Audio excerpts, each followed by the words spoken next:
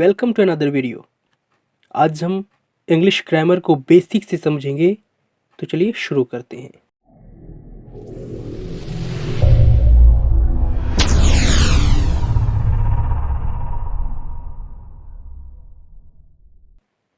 सबसे पहले हम देखेंगे इंग्लिश ग्रामर क्या होता है। English grammar is a science that teaches how can we write, read and speak well English language. That mean English grammar एक ऐसा साइंस होता है जो हमें इंग्लिश भाषा को सही तरीके से लिखना, पढ़ना व बोलना सिखाता है। ओके, यानी इंग्लिश भाषा को सही तरीके से कैसे बोलें, कैसे लिखें, कैसे पढ़ें, इन सब की जानकारी जो हमें देता है उसको क्या कहते हैं? इंग्लिश ग्रामर कहते हैं। ओके, और जैसा कि हमें पता है किसी भी लैंग्वेज की जो सबसे स्मॉलेस्ट यूनिट होती है वो क्या होती है? साउंड, यानी ध्वनि। और अगर हम साउंड को एक सिंबल के द्वारा रिप्रेजेंट करें तो इससे क्या बनता है? लेटर बनता है। ओके, जैसे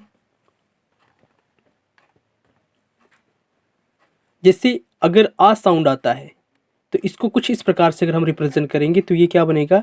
एक लेटर बन जाएगा। जैसे बी एक साउंड है जिसको रिप्रेजेंट करने के लिए हम कुछ इस प्रकार का साइन यूज करते हैं।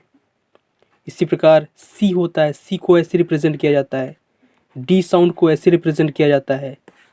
तो इसी प्रकार टोटल 26 टाइप के साउंड है जिनको हम अलग अलग सिंबल्स क्या करते हैं? रिप्रेजेंट करते हैं। तो इन्हीं अलग अलग साउंड के जो सिंबल हैं इनको अगर हम क्या करें? एक सिस्टमेटिक के वे में क्या करें? रीअरेंज करें, तो इससे एक अल्फ़ाबेट का निर्माण होता है। किसका निर्माण होता है? अल्फ़ाबेट का। ओके, यानी अल्फ़ाबेट में टोटल 26 लेटर्स होते हैं। ओके, अब हम अल्फ़ाबेट को 3 भागों में विभाजित कर सकते हैं। फर्स्ट है consonant, second is vowel and third is semi vowel. Vowel की डेफिनेशन कुछ इस प्रकार से होगी कि वोवेल को हम बिना किसी अदर साउंड की सहायता से बोल सकते हैं। For example A, E, I, O, you.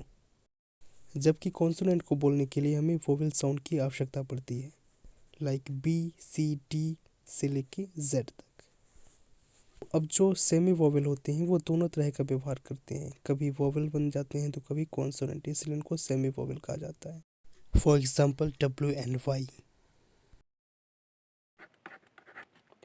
और अगर हम लेटर्स को एक निश्चित क्रम में अरेंज करें और उसका एक मीनिंगफुल सेंस निकले, तो इस प्रकार जो एक ग्रुप ऑफ लेटर्स आएगा उसको हम क्या बोलेंगे? वर्ड बोलेंगे। फॉर एग्जांपल जब हम APPLE को एक निश्चित क्रम में व्यवस्थित करते हैं तो इससे एक वर्ड बनता है जिसका एक मीनिंग निकल रहा होता है। एप्पल मीन्स क्या होता है? सेब। सिमिलरली अगर मैं CA और T को एक निश्चित क्रम में व्यवस्थित करूं तो क्या बनता है? कैट। कैट मीन्स क्या होता है? बिल्ली। तो इसका क्या होता है? एक सेंस निकल रहा होता है। अब हम देखते हैं कि टाइप्स ऑफ वर्ड कितने होते हैं, यानी वर्ड के कितने प्रकार होते हैं। ओके, तो वर्ड के 8 प्रकार होते हैं। There are 8 kinds of the word. 8 type के होते हैं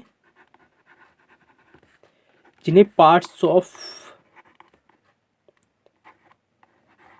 स्पीच कहा जाता है। तो इस प्रकार से पार्ट्स ऑफ स्पीच होते हैं जिनकी संख्या 8 होती है, जो निम्नानुसार है, like noun, pronoun, adjective, adverb, verb, preposition, conjunction, interjection. Okay, अब हम आगे देखेंगे सेंटेंस क्या होता है। जैसा कि मैंने अभी आपको बताया था कि ग्रुप ऑफ लेटर्स जो होते हैं वर्ड कहलाते हैं, तो इसी प्रकार ग्रुप ऑफ जो वर्ड होंगे उनको हम क्या बोलेंगे? सेंटेंस बोलेंगे। फॉर एग्जाम्पल जैसे he is playing cricket। Okay, जैसे ही इज प्लेइंग क्रिकेट, वो है क्रिकेट खेल रहा है, तो इसका एक मीनिंग निकल रहा है ना?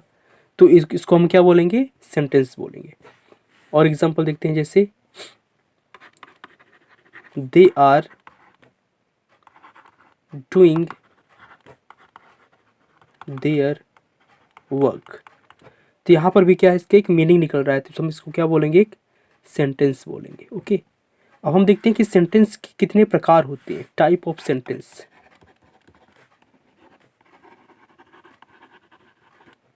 तो सेंटेंस के टोटल 5 टाइप होते हैं।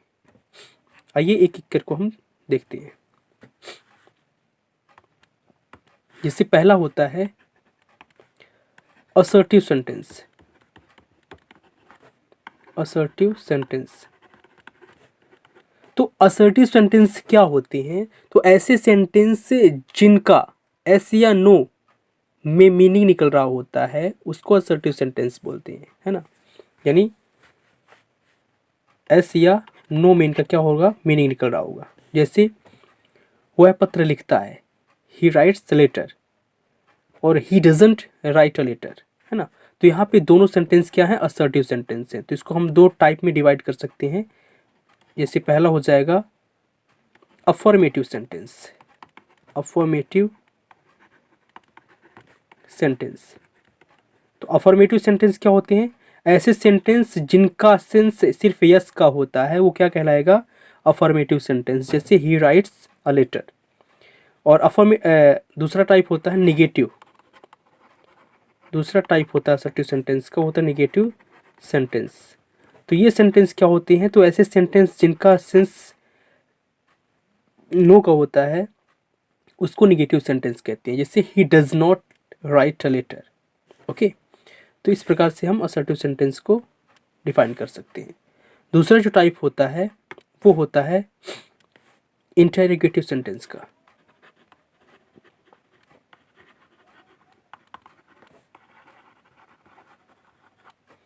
ओके, तो इंटेरोगेटिव सेंटेंस क्या होते हैं, ऐसे सेंटेंस जिनका यूज हम क्वेश्चंस को पूछने के लिए करते हैं, उन्हें इंटेरोगेटिव सेंटेंस कहा जाता है। और ये भी 2 प्रकार की होती है। फर्स्ट होता है यस नो क्वेश्चंस, यानी ऐसे सेंटेंस जिनका आंसर सिर्फ यस नो में दिया जा सकता है, यस नो क्वेश्चन कहलाते हैं। और दूसरा होता है WH क्वेश्चन। WH क्वेश्चंस कौन से होते हैं, तो ऐसे सेंटेंस या ऐसे क्वेश्चंस जिनका आंसर हमें देने के लिए पूरा रीज़न बताना होता है, उसको हम क्या कहते हैं, WH क्वेश्चंस। तो थर्ड जो टाइप होता है वो होता है ऑप्टेटिव सेंटेंस। ऑप्टेटिव सेंटेंस, तो ऐसे सेंटेंस जिनका यूज़ हम विश करने के लिए करते हैं या फिर किसी को कॉन्ग्रेचुलेशन बोलने के लिए करते हैं, तो उसको हम क्या बोलते हैं, ऑप्टेटिव सेंटेंस। फॉर एग्जांपल जैसे मे गॉड ब्लेस यू, तो यहाँ पे क्या हम कर रहे हैं, विश कर रहे हैं, तो यहाँ पे क्या हो जाएगी, ऑप्टेटिव सेंटेंस हो जाएगा।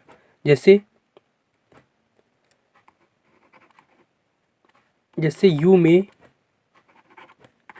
लिव लॉन्ग, तो यहाँ पे हम क्या कर रहे हैं, विश कर रहे हैं। ओके, तो यहाँ पे क्या हो जाएगा, ये ऑप्टेटिव सेंटेंस हो जाएगा। फोर्थ नंबर इम्पेरेटिव सेंटेंस होता है।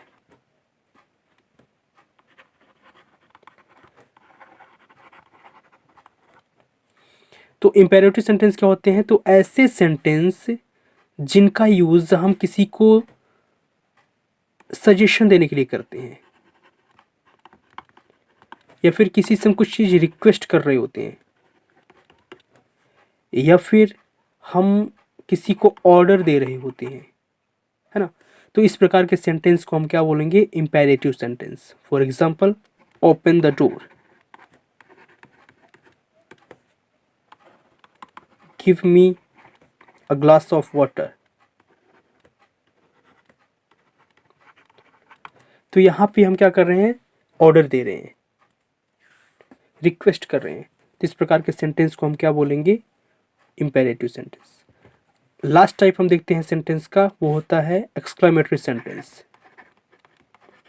ऐसे सेंटेंस जो विस्मय को बताते हैं, आश्चर्य को बताते हैं, तो इस प्रकार के सेंटेंस को हम क्या बोलते हैं, exclamatory sentence. For example wow what a lovely picture. Okay, तो यहाँ पे हमारे आश्चर्य के भाव को दिखाया गया है। तो इस प्रकार के सेंटेंस को हम क्या बोलेंगे, एक्सक्लेमेटरी सेंटेंस। आई होप कि आपको समझ में आया होगा। Thank you so much.